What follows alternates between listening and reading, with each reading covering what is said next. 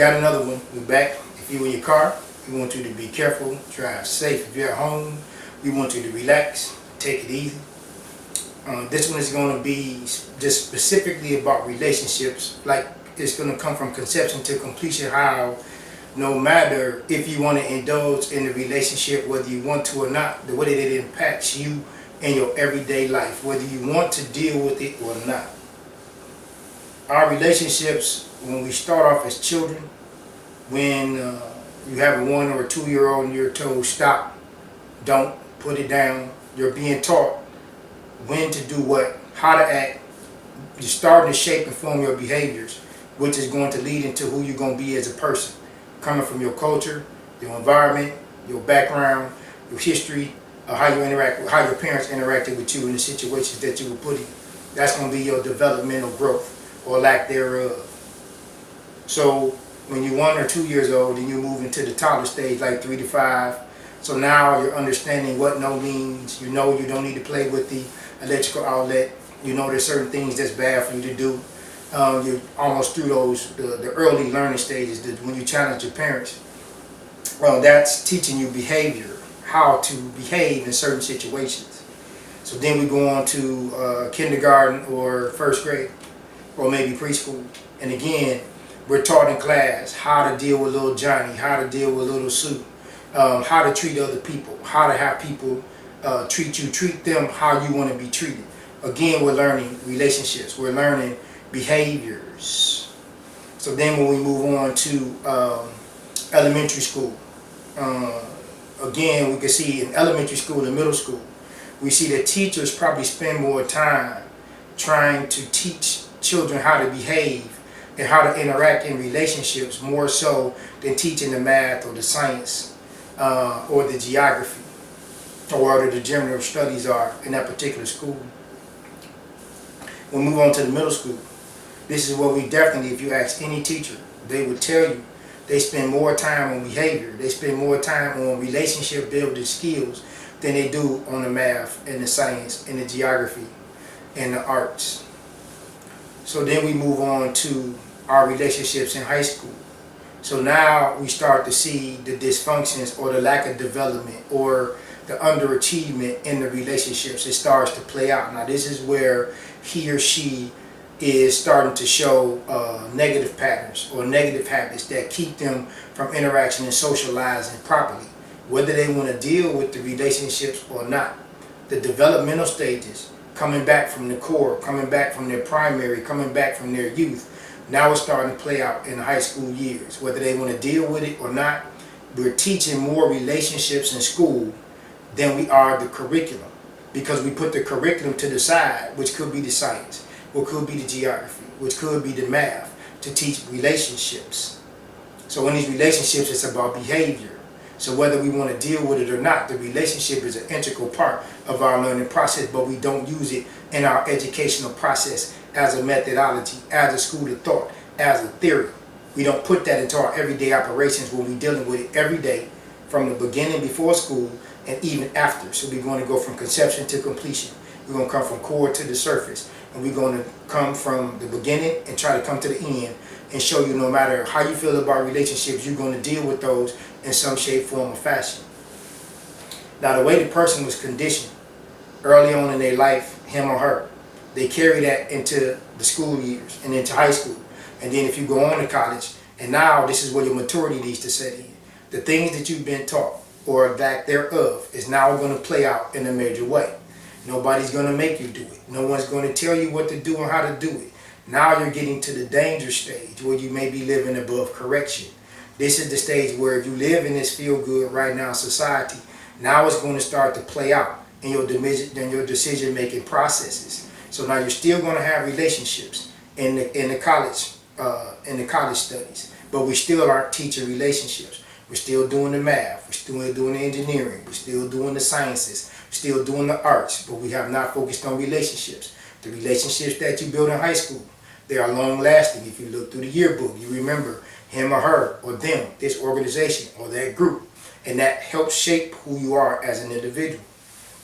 When we are in college, that helps shape us who we are going to be as adults or in our middle age years. So we covet and we care, and we're very close to these cohesive relationships that we have in college. So this is relationship building, but we're still studying general study curriculum in education that does not involve relationships.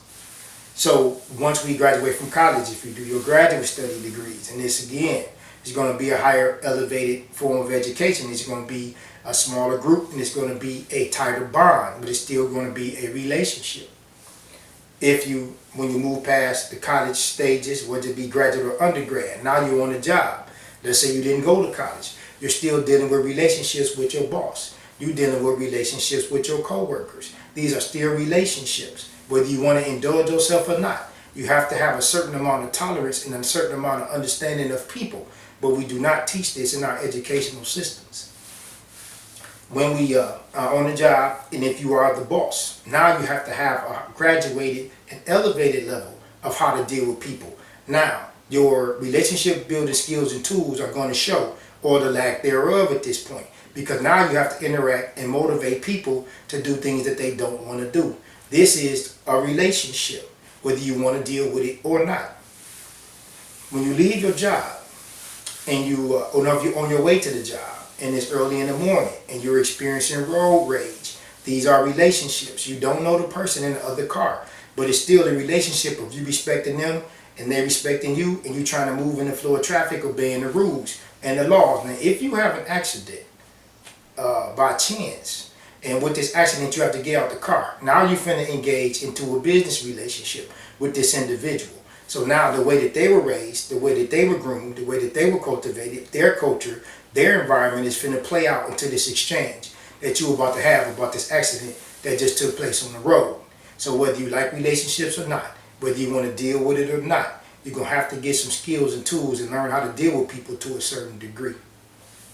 So after that transpires, if you have two people who are mature adults or who are mature, then they can put their heads together, they can exchange information, and if they need to deal with it, they can go to court instead of handling it right there on the streets. Because if you handle it right there on the streets, it's probably showing that somebody is not as mature as they need to be. Because that's not how you handle that. You let it go, you get the information, you get in the car, handle it in the court, possibly if they don't run off or if they have insurance. That's another situation.